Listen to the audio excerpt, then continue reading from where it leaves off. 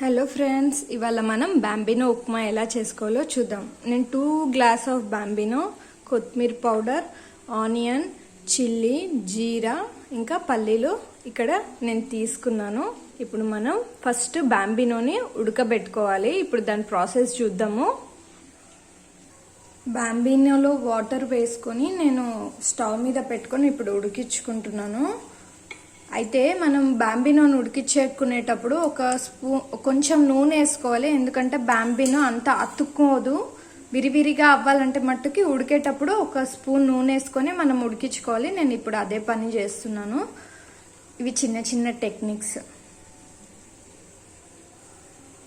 మన సెమియా ఇప్పుడు ఉడికింది.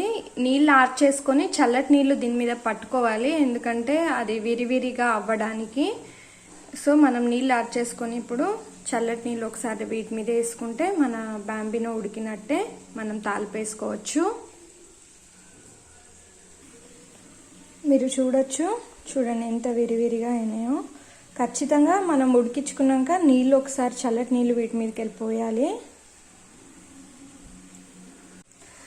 స్టవ్ మీద గిన్నె పెట్టుకొని ఇప్పుడు నేను ఒక 2 స్పూన్స్ ఆయిల్ అందులో వేసుకుంటున్నాను.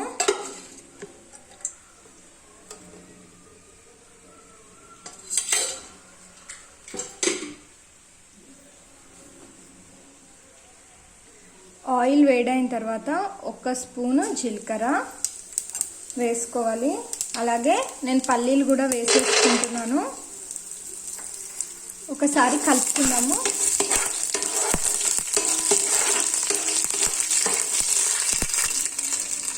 నేను 1 కప్ ఆనియన్ కూడా వేసేసుకుంటున్నా. అలాగే చిల్లీ అన్నీ వేసేసుకున్నాం కదా, ఒకసారి కలుపుకున్నాము.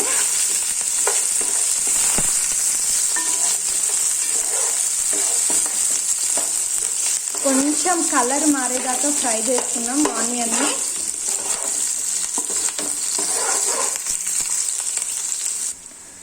ఆనియన్స్ కొద్దిగా ఫ్రై అయినాయి. ఇప్పుడు మనం కొంచెం పసుపు వేసుకుంటున్నాం. చిటికెడు పసుపు. మీకు కొంచెం కలర్ కావాలంటే ఇంకొంచెం వేసుకోండి.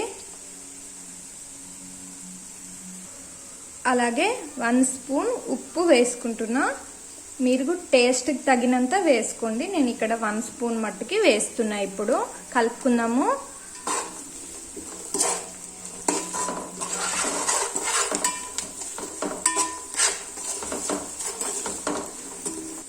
ఇప్పుడు మనం ముందుగా ఉడికించుకున్న బాంబినోని ఇందులో యాడ్ చేసుకోవాలి. చక్కగా కలిపేసుకోవాలి.